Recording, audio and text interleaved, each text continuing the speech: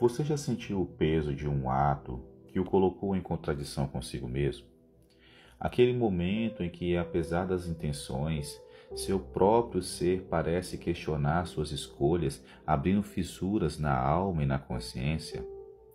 É nesse abismo da psique humana que Entrevista com o Vampiro, filme gótico de 1994, baseado na obra de Anne Rice, nos convida a mergulhar, com Brad Pitt, Tom Cruise, Antônio Bandeiras e Christian Slater e Kristen Dunst.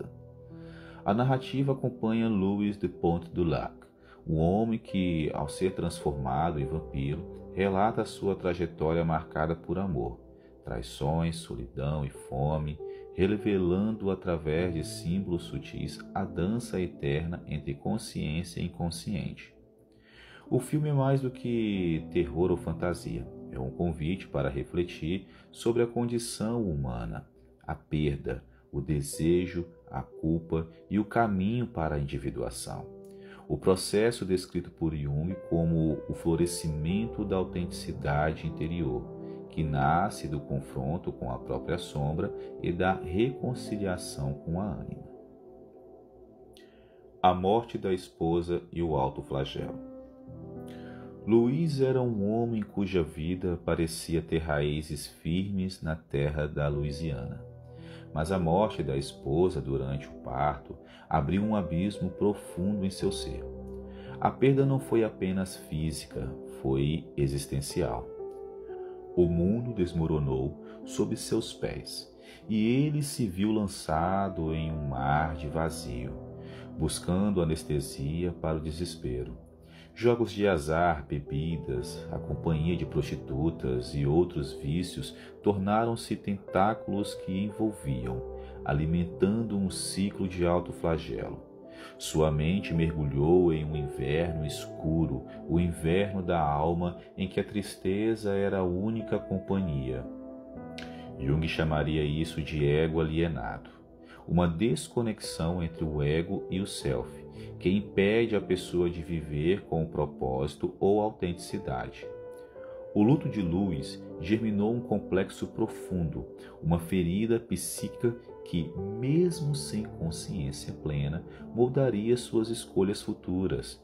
Cada ato de autodestruição era ao mesmo tempo um grito silencioso por vida e um testemunho da impossibilidade de viver com sentido. Em nossas próprias vidas, podemos reconhecer ecos desse estado. O abuso de substâncias, a compulsão por prazeres imediatos ou a fuga da realidade são tentativas desesperadas de encontrar algo que restaure a conexão perdida com nós mesmos. Lewis nos mostra, poeticamente, como a dor pode nos afastar de nossa essência, tornando o mundo cinza, frio, sem cor, sem sabor, até que algo nos desperte para enfrentar a própria sombra. O encontro com a sombra. O encontro com Lestat marca o primeiro passo de luz para encarar a escuridão de sua alma. Lestat o morde, mas não para destruir. Oferece a possibilidade de viver de uma forma diferente. Lestat é a sombra personificada, aquele lado reprimido da personalidade que carrega desejos, raiva, inveja, medo e agressividade, aspectos de nós mesmos que muitas vezes projetamos nos outros. A contemplação do sol na manhã seguinte à transformação é um instante poético de percepção do self. A totalidade psíquica, onde consciência inconsciente pessoal e inconsciente coletivo se encontram. Beber o sangue de Lestat não é apenas sustento, é um rito de passagem, uma entrega à própria sombra, um reconhecimento de que a vida autêntica exige enfrentar o que foi negado. Integrar a sombra é, portanto, um ato de coragem.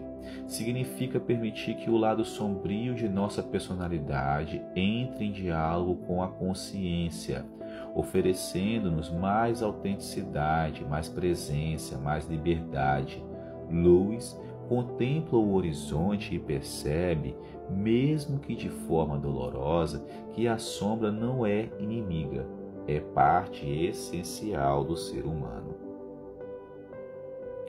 O confronto ego e sombra. A fome de sangue humano representa o dilema central de Lewis. Para viver, precisa matar. Ele tenta sobreviver com ratos, evitando a confrontação direta com o instinto sombrio. Mas isso não é suficiente.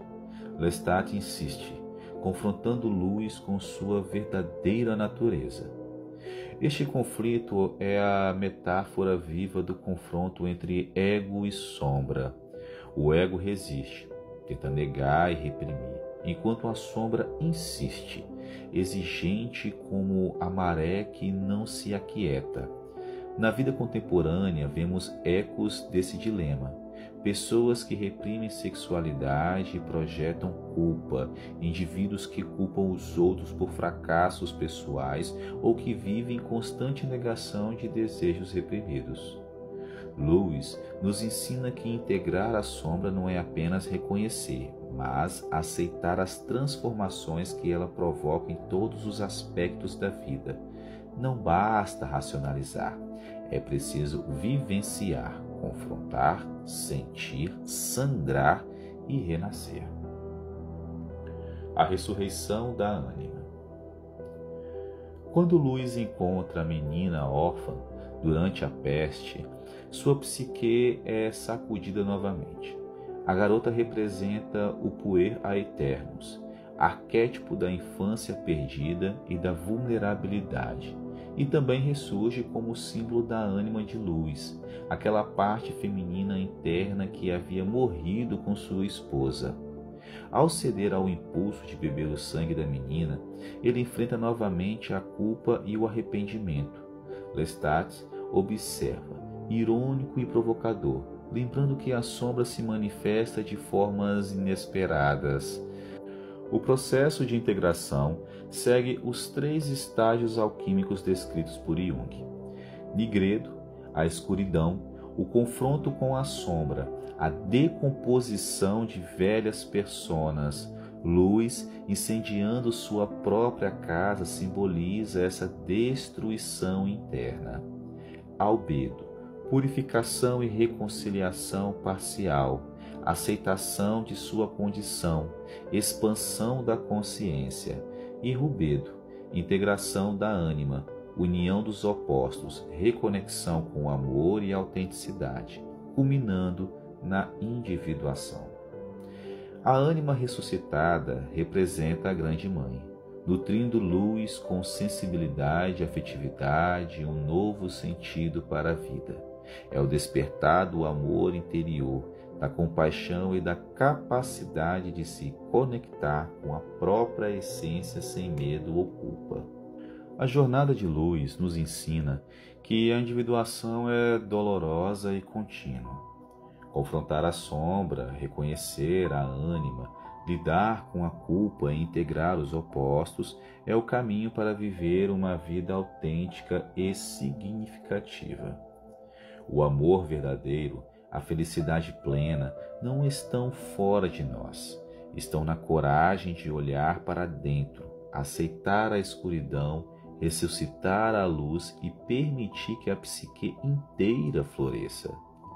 Lewis nos mostra que, mesmo na escuridão mais profunda, é possível renascer, aprender, amar e encontrar sentido. A verdadeira viagem não é atravessar os pântanos da Louisiana ou os séculos da existência vampírica. É atravessar os labirintos de nossa própria alma e, ao final, descobrir que o que nos salva não é a eternidade, mas o autoconhecimento, a integração e a capacidade de amar a nós mesmos sem reservas. E a vida, como a psique, é um ciclo de morte e renascimento, e o verdadeiro sentido da existência reside na coragem de caminhar, sempre, rumo à luz que emerge da própria escuridão.